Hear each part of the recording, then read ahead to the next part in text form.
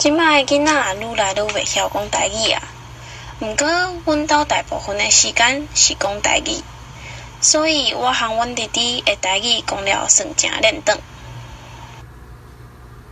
今仔日我要来访问阮爸爸对台语家庭的看法。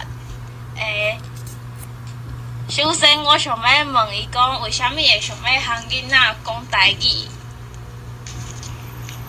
因为台语是咱的母语吼，成长的环境啦，一寡时大人啦，拢是咧讲台语，所以我希望讲我的囡仔不管会当加了解迄个台语的文化，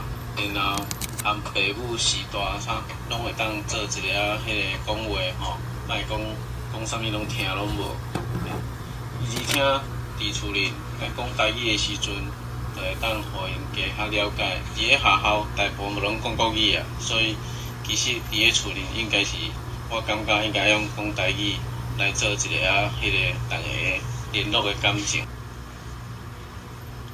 来，我想要问讲，讲和囡仔讲台语即件代志，和妈妈的看法是共款的嘛？妈妈嘛是安尼想的嘛？对，因为其实我和迄个。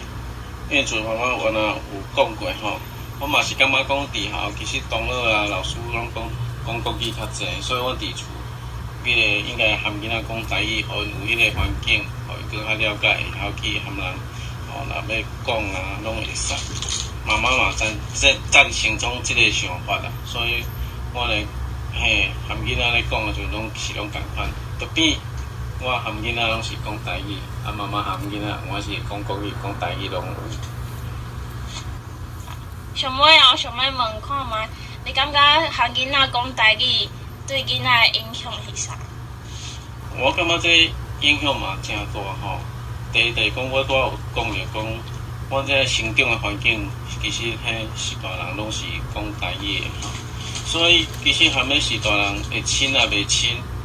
也是讲和阿公阿嬷之间，你若和伊讲共款的言语，其实感情我感觉应该是会较好因为大家咧讲有一个共同的话题所以我感觉讲台语的好处真济，除了讲